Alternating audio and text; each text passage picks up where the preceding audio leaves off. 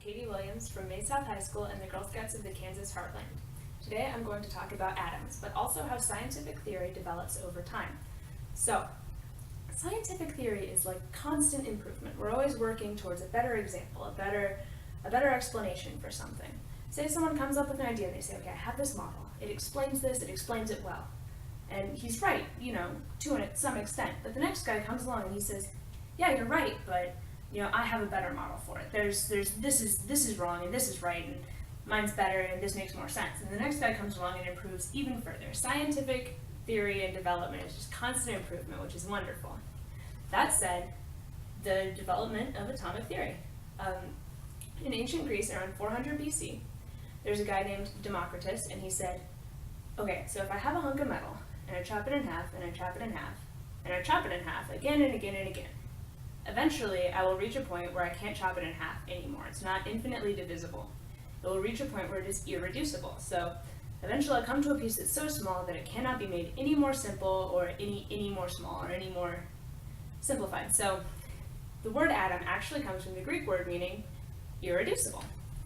This is 400 BC, and over time other philosophers came along and said he was wrong, and that idea kind of got forgotten until the 1800s when John Dalton, who was a chemist, he's working with chemicals, said, all right, I've been working and I found that the way things combine and break apart is very much in favor of the theory of atoms.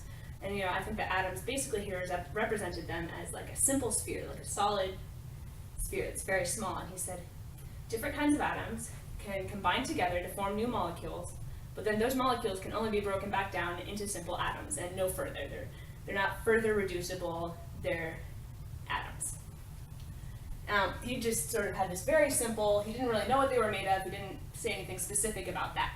But J.J. Thomson came along, he said, all right, I've been working with cathode ray tubes, and I've shown that there are electrical charges within the atom, or there are areas of electrical charge.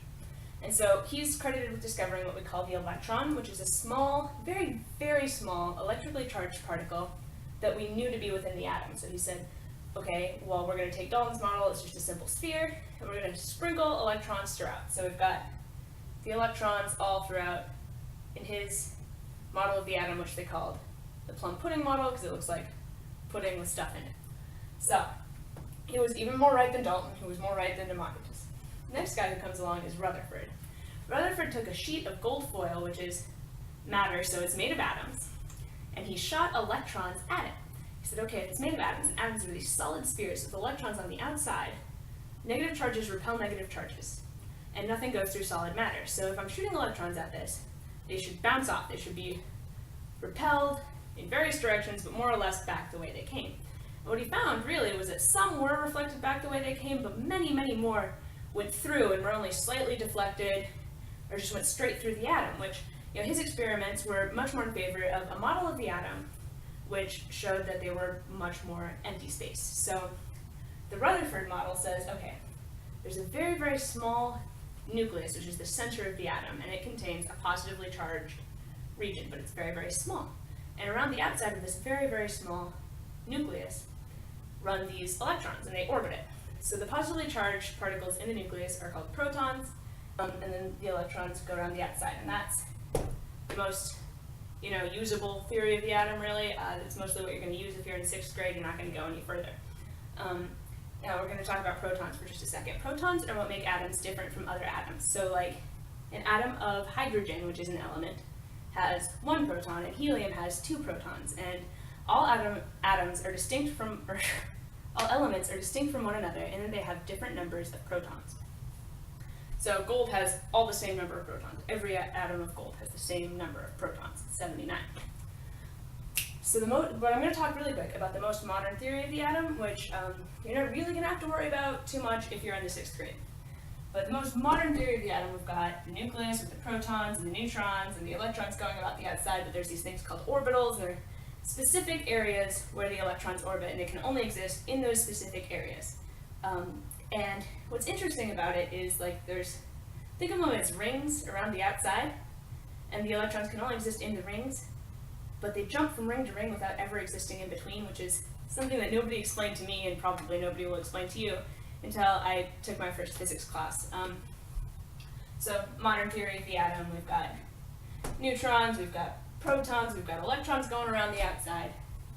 Elements are all made up of atoms that contain a certain number of protons. So gold has 79 protons, and only things with 79 protons are gold, and etc.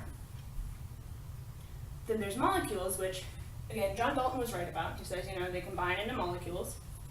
And molecules can be made up of one kind of element. So we've got, this is called diatomic oxygen. It's only made up of oxygen. We've got 2 oxygen atoms, but only one element. They bond together. Diatomic means 2 atom. That's the oxygen that you breathe. Then we have more complex molecules, like water. This is H2O, 2 hydrogens, 1 oxygen. And so that's got 2 different elements in it, 3 atoms, and it makes up a molecule. Then we have really, really complex molecules. Like this is chlorophyll. This is what makes plants green, and it's really, really complicated. And there are molecules that are even more complicated. You've got DNA, you've got proteins, you've got all sorts of stuff that is just like infinitely complex. So atoms can combine in infinitely many ways. This is the periodic table of the elements. This is this guy named Mendeleev organized all of the elements together. He said, okay, we're going to put them in numerical order by the number of protons they have. We're going to organize them by their properties. And I'll cover this a little bit more in detail in a 7th grade video.